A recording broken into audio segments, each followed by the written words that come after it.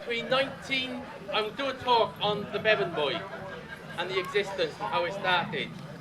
Between 1939 and 1943, with national service being sorted out, a lot of miners decided to join the forces because they wanted to get out from the pit. By 1943, there was a shortfall of over 300,000 miners. A gentleman called Ernest Bevan decided to have one person in 10 of conscriptions to become a Bevan boy.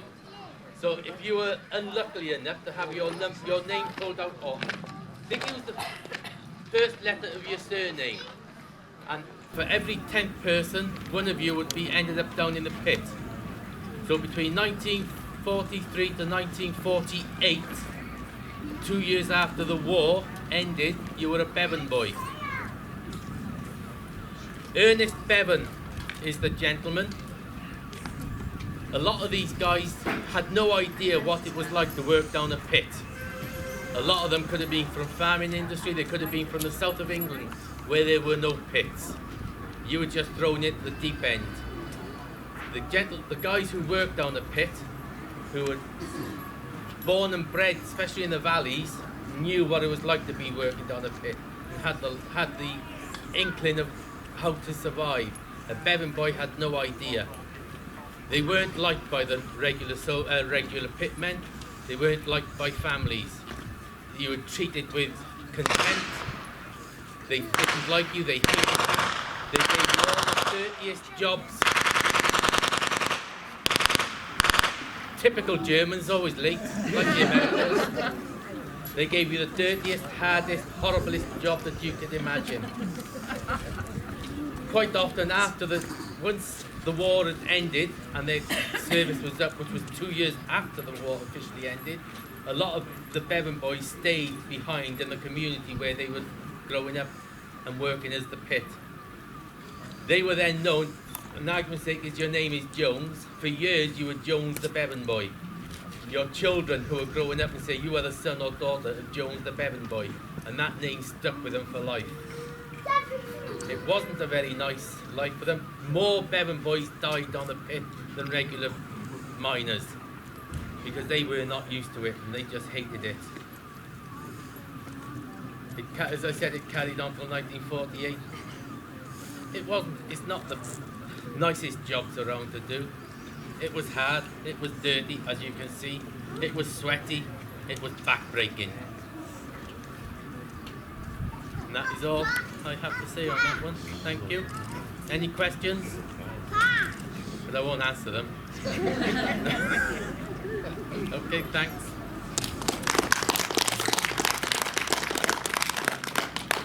Arthur's my husband, so he works down the mines.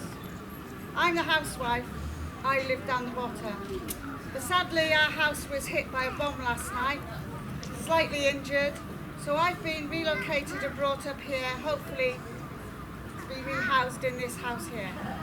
So basically I've been brought up, medics are now going to sort myself and my sister out, and then we'll do a little scenario and show you how things would have happened, okay?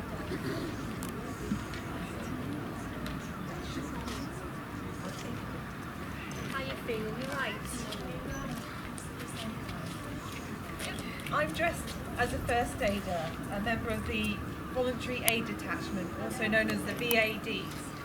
I'm part of the British Red Cross and I'm trained in first aid, but a lot of the nurses did clerk work or cook work in hospitals. But I'm part of the first aid post. What I'm wearing today is my working uniform, and I've got the blue ward dress on and the white apron, which I have to keep ironed and starched and very clean. On my head I've got the veil, and I also have to keep this very starched and very clean. So I'm going to patch these ladies up.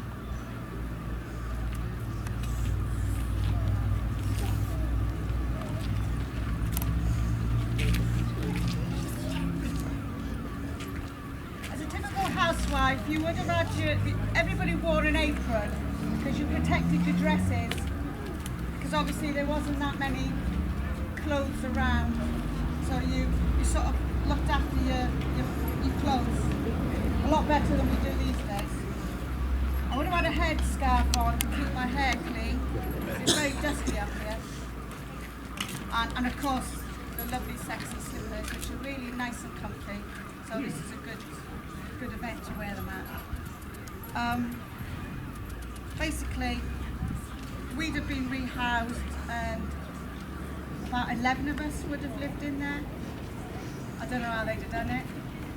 It's a bit cramped, trying to cook and do all the housework. You just housework. Yeah, so when people's houses were bombed out, the WVS would have turned out with a wagon which would have been able to boil up and make cup of tea. So that was not just for those that were bombed out, but that was also for the people that had come to help. So that would have been the fire service, that would have been the home guard, that would have been any of the soldiers that had been called in, and we would have just brewed up, kept them with their tea, kept them with things like bread and butter pudding, and just really kept their morale up while they were trying to rescue people from their homes and just to help the support teams. What about the budgie? Oh, I'll just get the budgie. 2 seconds.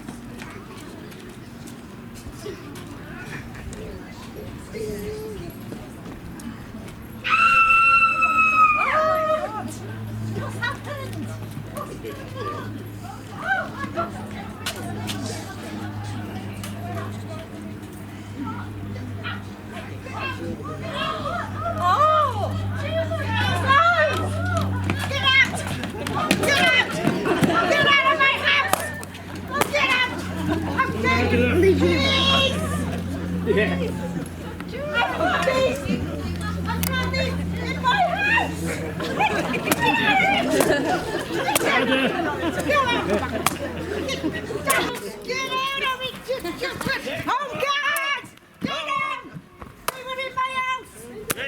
Come on, boys. Get on. Yeah, you come on, boys. That's enough now, Mrs. Jones. They keep bombing my house.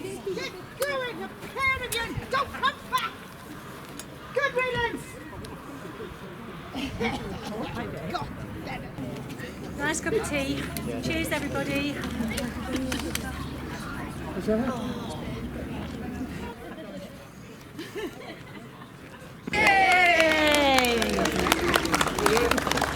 Thank you, guys. Hello.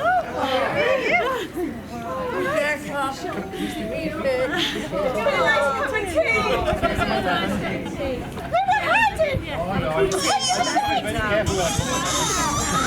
Avoid getting excited.